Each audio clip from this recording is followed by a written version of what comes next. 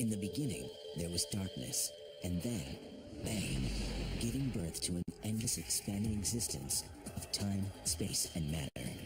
Now see further than we've ever imagined, beyond the limits of our existence, in a place we call the universe. Mars, the god of war's brooding namesake, has long held sway over the hearts and dreams of the science of Earth. In the future, robotic rovers will be replaced by manned missions, but the first human explorers will just be blazing a trail for a permanent settlement, a Martian metropolis. Scientists and engineers are already designing everything we'll need to survive in this space colony of the future. This is the only way to ride on another planet. Despite cutting-edge technology, living full-time in this alien world will be a relentless battle for survival. We're going to be staring out at an environment that's lethal to us. These are the technologies, the dangers, and the wonders of living in space.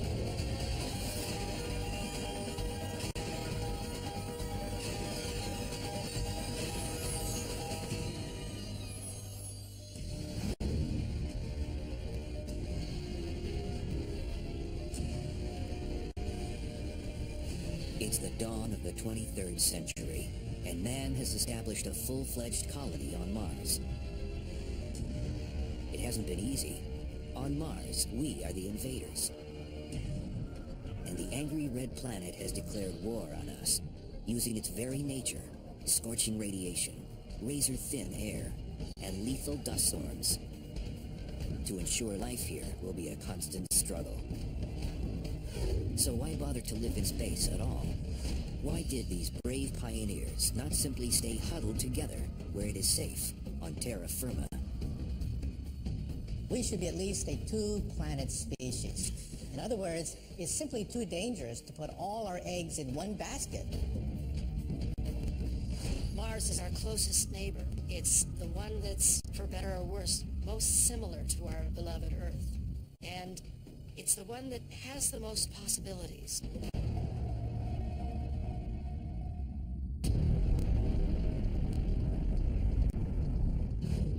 It's not just the 25-hour days and the similar composition of seasons that made the fourth planet from the sun the ultimate destination for mankind's second home in the cosmos. There is one resource in particular that clinched Mars as the runaway favorite for our colony of the future. One of the first missions for our astronauts is to get energy. And one form of energy is actually underneath their feet, in the permafrost. Right into the ground of Mars, there is frozen water. We can purify it for drinking purposes. Also, we can separate out the oxygen and the hydrogen to create rocket fuel in order to create fuel cells, which will then energize our colony on Mars.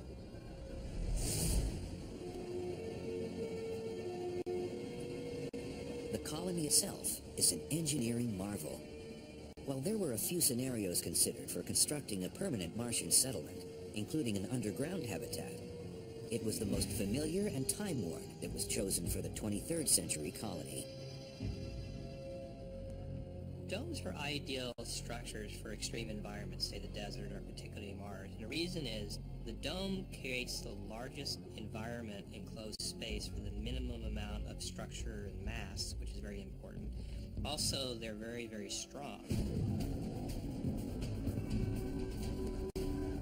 The base is more like a metropolis, a series of smaller domes rotating out from one central dominant hub, like the spokes on a wagon wheel. I love the idea of one large dome being the central plaza, the central place, the place to be at, surrounded by smaller domes. This high-tech oasis in the middle of the Martian desert is built like a fortress. The material we use has to be able to withstand the cold and also the radiation. The surface of Mars gets sterilized, bleached by harsh sunlight because Mars has no protective ozone layer. Certain kinds of fiberglass and plexiglass materials would have to be reinforced. Reinforcement bars placed within the glass in order to get a structure that is structurally strong enough to withstand the enormous strains and plunging temperatures on the red planet.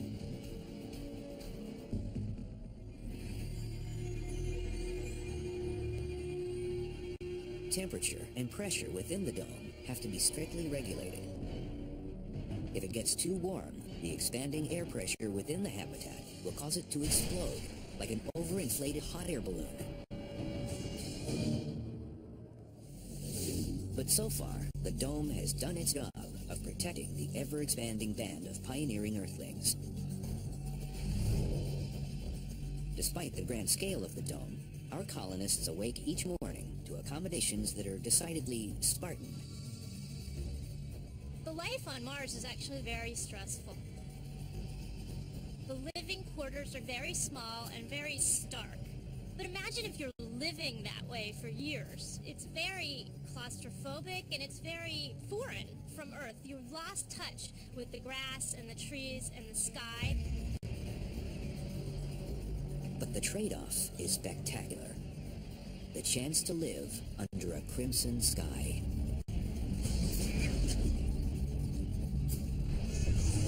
Mars is about 1.5 astronomical units out from the sun. The Earth is 1, so it's half again as far. It's dimmer when you get there. And the sky on Mars is not so blue, it's red, because of all of this oxidized dust that's aloft and these winds blowing all the time.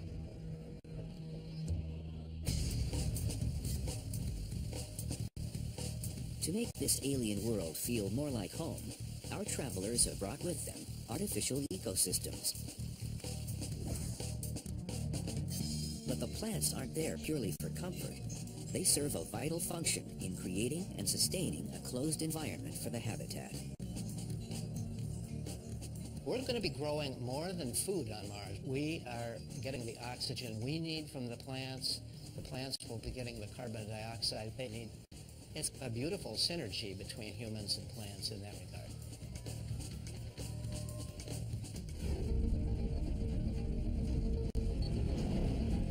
That symbiotic relationship is reflected in every aspect of life on Mars. Like an aquarium on Earth, every resource is recycled. Nothing is wasted. We can think of an aquarium with fish and algae growing in it. And if you could seal that off, you could get a nice food waste cycle, converting wastes to renewable resources. That's what carbon dioxide and oxygen are, and also the nutrition. The fish eat the algae, they excrete solid wastes, and these degrade from bacteria in the water, and those become nutrients for the algae to take up again. Unlike an aquarium, we're not going to be able to keep importing fresh supplies of seawater, fresh supplies of air. Our space-dwelling descendants are going to have mastered the art of self-contained environments, ecological life support cycles that recycle all the water, recycle all the air. If they do it well, they should be just as happy as the fish in a tank.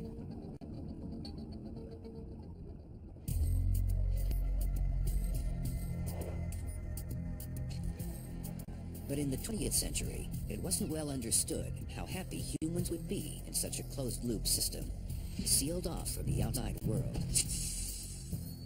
The concept was put to the test in the desert outside of Tucson, Arizona, in a facility called Biosphere 2. Its original purpose, among other things, was as a trial run for a self-sustaining colony on another planet. Biosphere 2 is a large, environmentally controlled facility that can be completely closed and sealed from the outside environment. And the inside environment can be completely manipulated so that different climate regimes and different biomes can be controlled within the facility.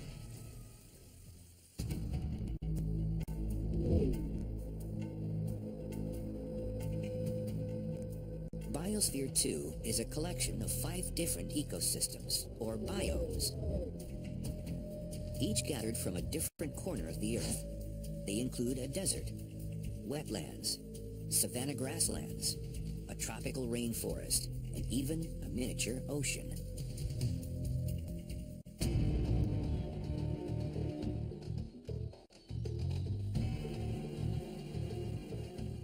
This ambitious project was put to the test with its first sealed mission in 1991, but it soon ran into serious problems.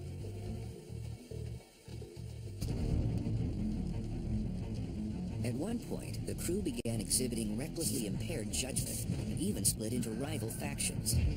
The entire mission was in jeopardy, until it was discovered that a lack of oxygen was the trigger for the crew's belligerent behavior. It was eventually traced back to a seemingly insignificant detail. The cement inside the structure hadn't been allowed to cure properly. As a result, the cement structure was absorbing far more oxygen than plants could replenish.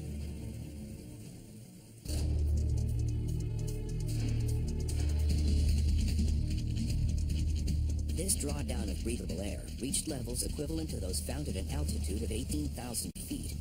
Similar effects are endured by mountain climbers at lethal heights. Eventually, fresh air had to be injected into biosphere. No such aid is available for our intrepid Martian colony, where a small oversight like failing to cure cement would prove fatal. Despite its inherent dangers, the closed environment of the dome is the safest place to be on Mars. But sometimes the colonists must leave this comfort zone and step outside.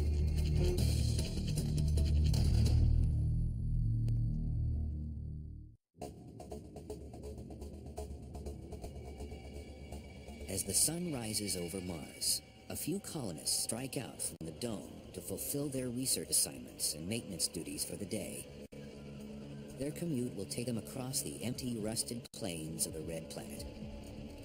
In order to accomplish this mission efficiently, the inhabitants need an alternative to crossing the terrain on foot. When we go to Mars, we really don't know that much about the planet. And if we just land in one place, we're going to learn a lot about that one place, but maybe not a lot about the planet. So we definitely need the ability to have mobility and go long distances.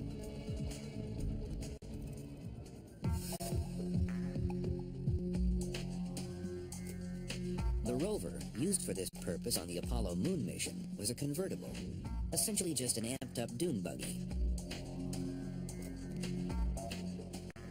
The lunar rover served its purpose beautifully. It allowed the two human explorers to not get too fatigued walking around, but instead allowed them to rove around the lunar surface and explore out to a greater range. But at the same time, this was clearly a short-range, short-duration mission solution.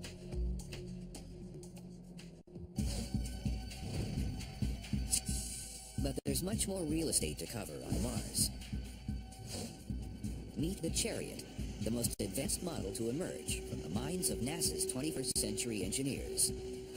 In addition to the gold plating and Jules Verne look, this space truck has some features that streamline the cruising experience in outer space. Each one of the wheels can rotate 360 degrees, so we can actually drive it perfectly sideways or forward or in any direction.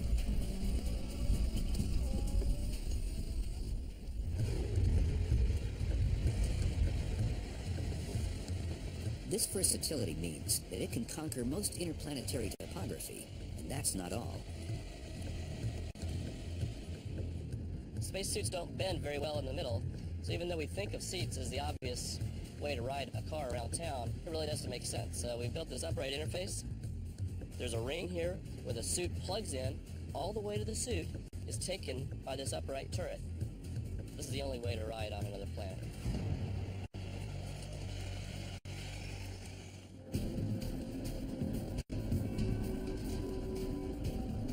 Mars, though, is a vast planet, and to search its more distant corners, our colony's scientists need to ride in style. They prefer to work in jumpsuits, rather than having to remain in an unwieldy spacesuit for hours on end. This is only possible if they can maintain an environment with atmospheric pressure akin to that found on the homeworld, Earth. That's where the small pressurized rover comes in. I would call it sort of a combination of a spacesuit and a sports car. It's a sporty rover, it's got great maneuverability.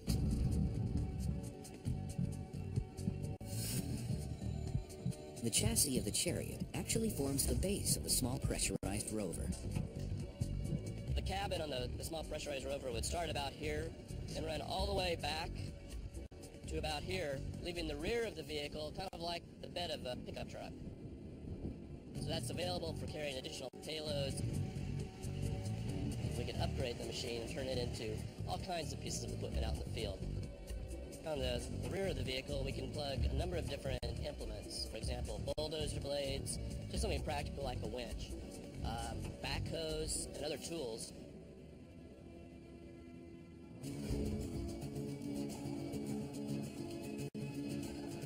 The Small Pressurized Rover, or SPR, is only slightly bigger than the Apollo rover and has a top speed of about 6 miles per hour. The SPR can be deployed for missions lasting from 3 days up to 2 weeks and covering distances of over 500 miles.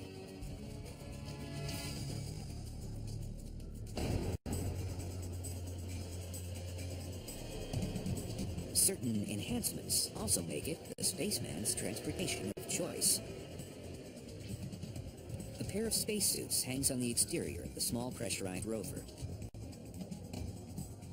The passengers in the pressurized interior of the vehicle can enter the suits through a rear hatch and be walking along the planetary surface in as little as 10 minutes.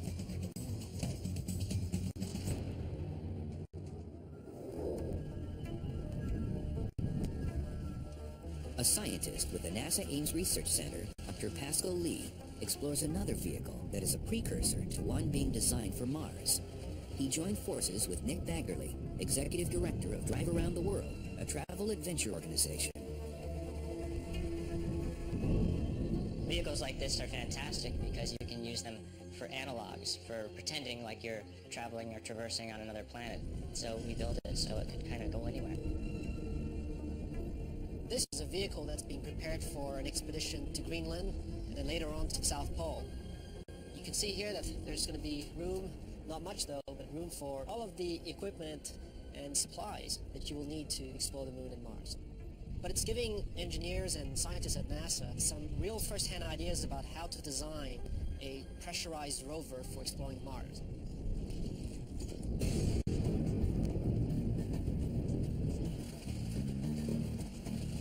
This robustly designed vehicle has a unique set of wheels. The tracks use this set of road wheels, but this round hamster wheel is what actually drives the track. It spins around connected to the spindle of the vehicle and pushes on these rubber lugs to propel the track. Each one measures 3 feet long by 16 inches wide, which is over 500 square inches of rubber on the road. Because each track has a built-in suspension system, it can actually articulate and follow the curve of the terrain that it's on. So this entire apparatus can pivot. So if you're going over a boulder, the track will actually get up underneath the boulder and then just crawl up and over.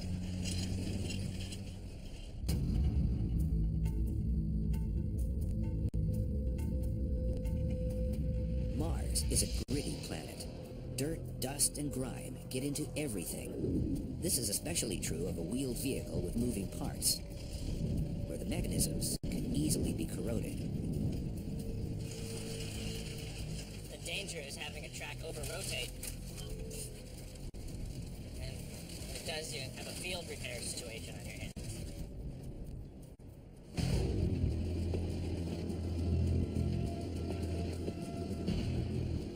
Fixing a vehicle on the road is risky under the best circumstances. But in outer space, there is zero margin for error. And if you break down or get into any kind of trouble, help is a long way away, if it can reach you at all. You realize that at that point, if you couldn't breathe outside, if you couldn't just step outside your vehicle and somehow start working on it, you might be just watching yourself breathe your last breaths of air as your life support system allows you to survive a few hours at that spot, but this is where you're going to die.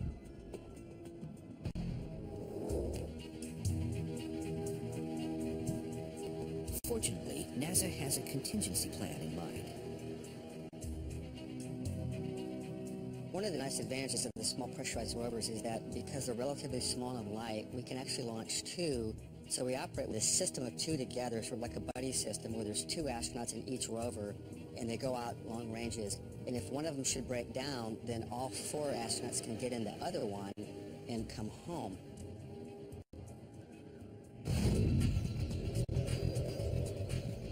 As for the price tag of one of these Red Planet hot rods, people also ask me how much it costs, and I can only say that it costs more than a Ferrari.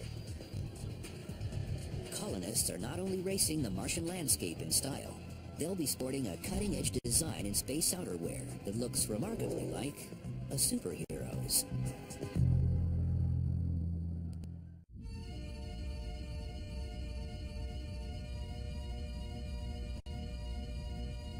As one of their daily research assignments, our Martian colonists of the future explore the largest volcano in the solar system, Olympus Mons. But even while performing routine chores, Mars is waiting to ambush and kill any intruder. Layers of protection are a constant requirement for Earthlings. When not in the safety of the dome, colonists must be in a pressurized rover or in the crushing confines of their spacesuits.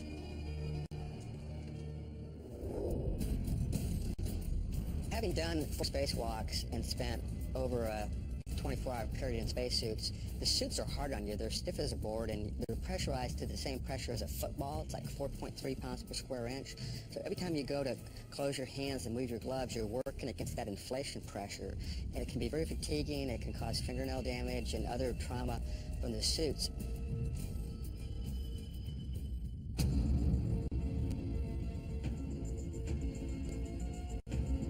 A spacesuit must defend the fragile human inside from the numerous threats of outer space. We need to pressurize them, we need to give them oxygen, we want to control for temperature and humidity. So we do all of that within a spacesuit design. While it must accommodate human needs, a spacesuit must also be a constant shield against an unforgiving universe.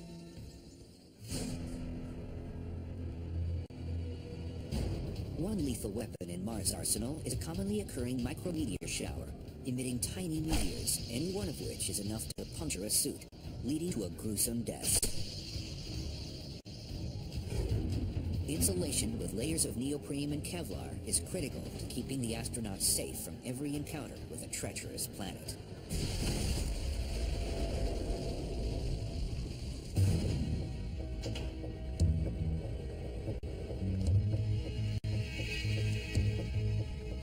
Carrying the life support system results in a suit that is so bulky and cumbersome to wear, it can take up to 3 hours for an astronaut on the International Space Station to don an MMU, or Manned Maneuverable Unit. That includes 30 minutes of pre-breathing the pure oxygen atmosphere that the astronaut will be inhaling.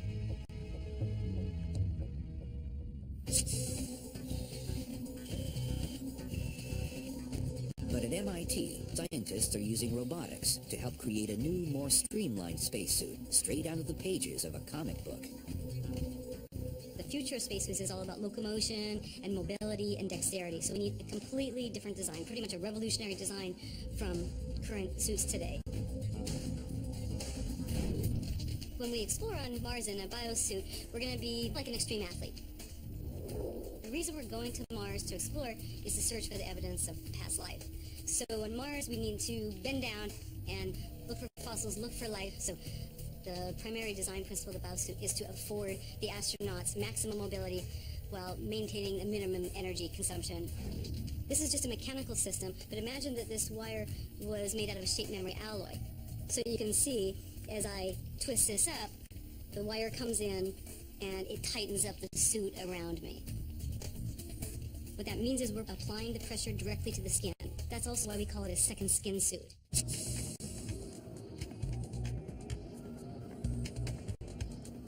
The life support system for the biosuit is modular, making it much more comfortable than the current unwieldy spacesuit. A hard torso shell connects to the backpack that contains the life support system. The helmet visor will be painted gold, like contemporary spacesuits, in order to defend against the blinding illumination of the sun. The helmet will also contain a heads-up display, or HUD, that can relay vital information to the explorer. We envision the astronaut looks through their helmet and they'll see the displays, their physiological displays, heart rate, blood pressure, but also all the navigation information that they need. So a 3D topographical map.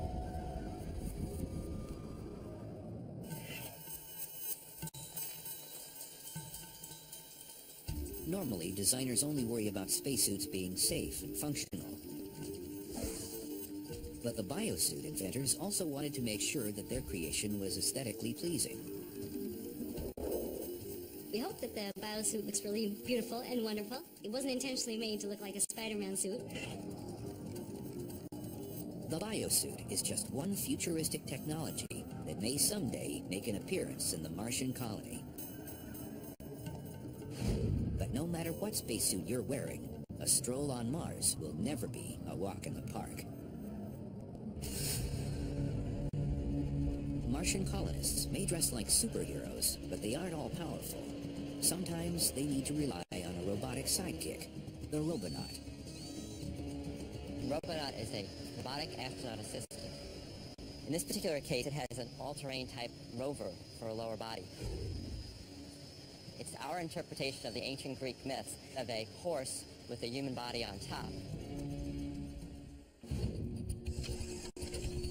The Robonaut project fuses human ingenuity with mechanical muscle through its telepresence operating system. You can think of it as a very advanced puppeteer mode, where you put on a set of virtual reality gear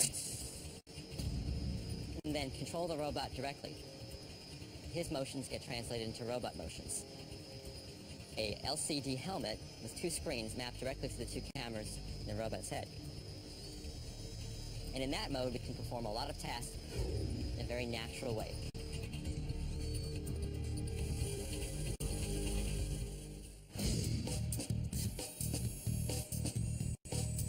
The cameras are protected by a helmet modeled after Roman centurion armor. The robot can also operate in an autonomous mode, where it employs its own artificial intelligence to carry out pre-programmed assignments. Since it will be blazing trails where people dread to set foot, Robonaut's size and shape are crucial. Robonaut is designed to help humans do human tasks.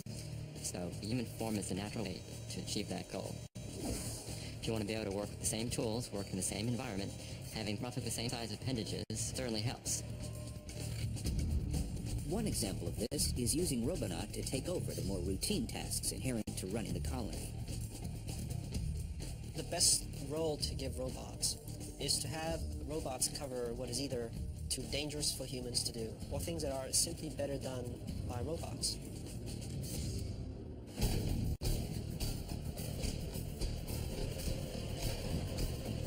But the Robonaut is not merely a technician. His talents are critical to the success of the mission. Another very important role that we are seeing for robots is to go out there and scout for dangers, but also for interesting scientific sites to really explore in depth. The robots are still very convenient tools for reconnaissance. Like the rover, the Robonaut runs on a solar-powered lithium-ion battery. While charging the machine is a simple task, fueling the human settlers is not nearly as straightforward. Starvation will be a constant shadow looming over the colonists, and if a precarious balance is not maintained, the end is always near.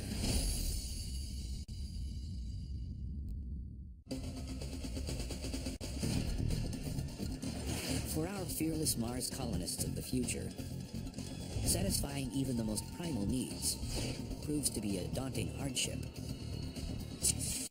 Take maybe the most basic need of all, food. Costs about $140,000 a pound to transport anything from Earth's surface to Mars' surface. That can be food, it can be water, it can be air. So, given the prohibitive cost of importing several tons of prepackaged food, every Martian pioneer is also a little bit of a farmer. Even then, Growing plants on Mars isn't as easy as simply sticking a seed in the ground and watering it.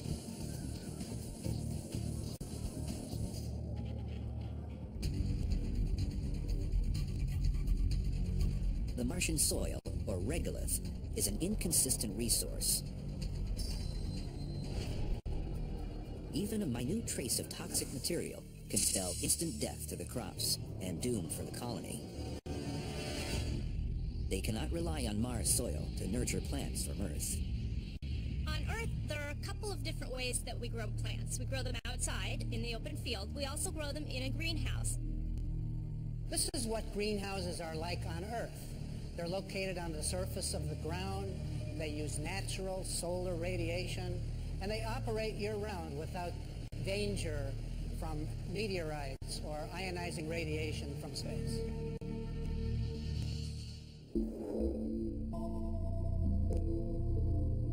On Mars, the greenhouse is a controlled growth chamber, an environment that provides the 5 cardinal factors plants need for growth. They need light, they need temperature, they need water, they need nutrients, and they need atmosphere, carbon dioxide and oxygen. So, with a growth chamber in a habitat, you can grow food all year round.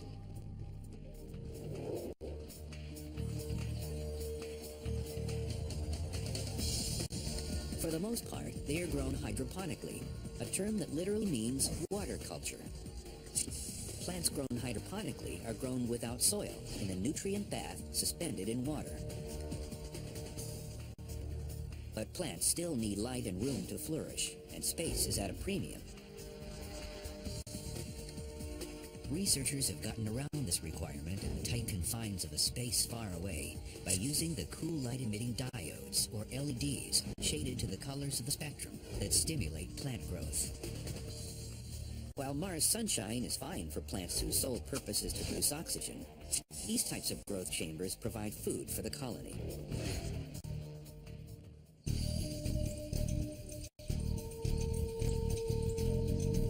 Another concern to plague the colonists.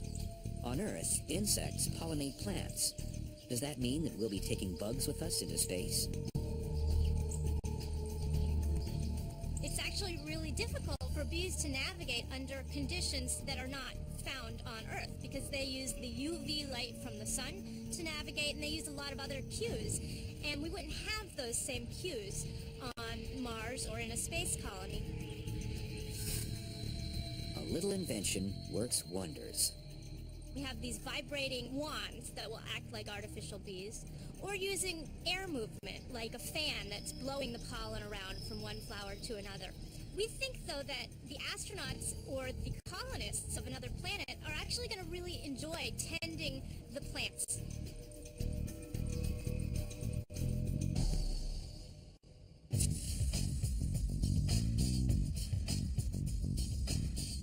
But there's still one huge factor to growing plants on Earth that's missing on Mars, and it's something that even technology can't overcome.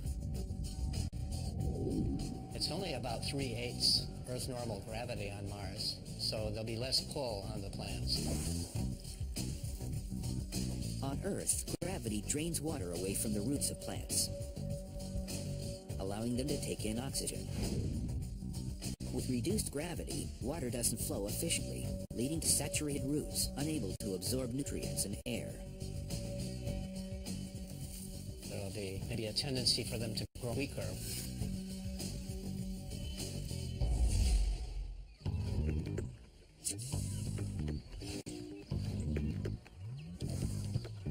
Exactly what kind of food are our space farmers growing?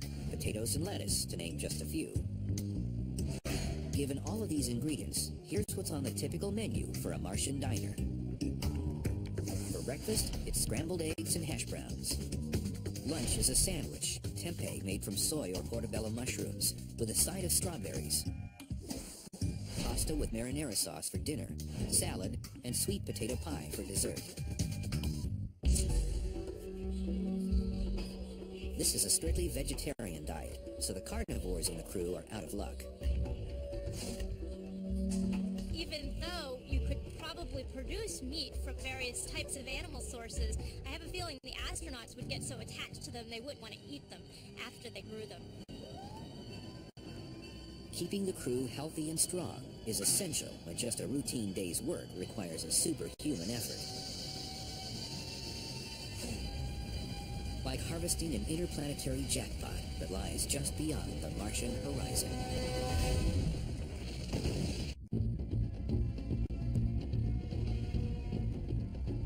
The cost of mounting this long-term expedition to Mars is astronomical. But the biggest payoff may actually be beyond Mars, where there's a cornucopia of extremely valuable untapped resources, floating beyond the red planet. The largest source of meteorites on the planet Earth come from the asteroid belt, and we find that roughly 85% of them are mainly made out of silicon, similar to the surface of the Earth, but also 5% or so have iron in them. We could use that iron in order to create steel, in order to create structures and buildings and cities and even a civilization.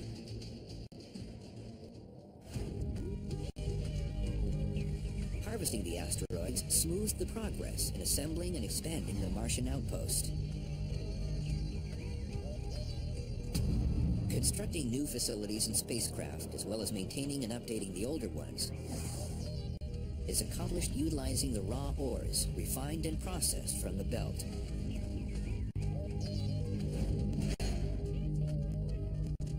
Instead of taking the minerals from the asteroid belt and bringing it all the way back to the Earth, that's a waste. It's much better to mine the asteroid belt in order to create materials for Mars.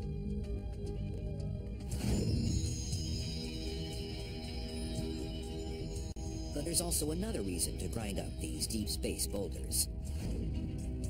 If you were to melt them down, you would get, it's estimated, from a 1-kilometer asteroid, all the world's steel production for a year, all the world's gold and silver production for 10 years, all the world's platinum group element productions for 1,000 years. So that's where the riches are if that's your main motivation. An asteroid with the diameter of a little over half a mile would have a mass of about 2 billion tons.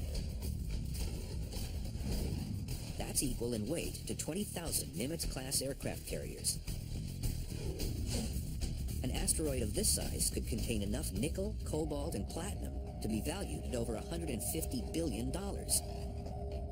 And this is just a small asteroid. Some monster rocks approach the dimensions of a real planet. Mining an asteroid is something that we've never done before. However, perhaps there are ways in which to dig into the asteroid's soil, which we don't think is going to be that hard. One way is laser beams. We can use high technology to create laser beams that will slice right through the asteroid material.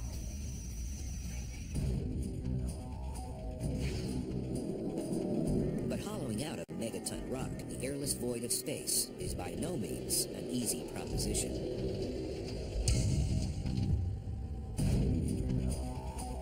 Radiation in the asteroid belt is quite harsh, especially because Jupiter itself releases an enormous amount of radiation.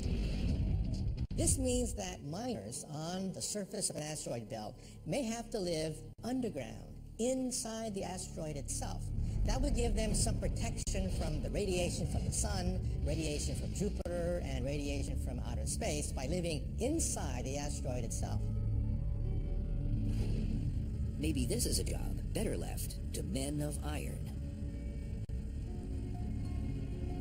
Because the asteroid belt is so distant, perhaps 300 million miles away, we may have to use robots. Robots are going to be relatively cheap, they don't require life support, and they don't have to come back.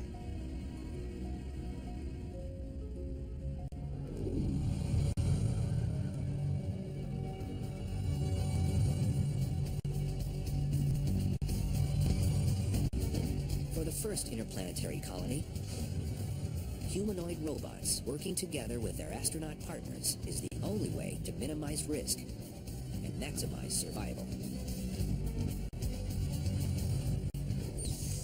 In every way, daily life on Mars will be the ultimate extreme adventure. You get up in the morning, you've had an hour extra sleep, you bound out of bed because there's half of gravity. Then you suit up to go outside because you have an hour of duty, checking on the robots that keep life possible. And then, on your way home, you stop on a ridge and you look across the valley into the canyons. You look up at the Martian sky with the amazing sight of stars twinkling through. Exploring the surface of Mars is going to be a fantastic adventure. There are landscapes that are of unimaginable beauty, some completely alien to us. There are thousands and thousands of kilometers of terrain to cover in every direction.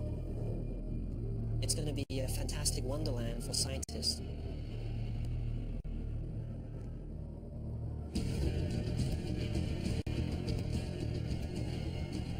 This view of a working colony on Mars is, for now, fiction. Informed by the best of 21st century science. But in all likelihood, one day, in dome cities, entrenched in alien soil, rather than being little green men, our celestial neighbors will be us.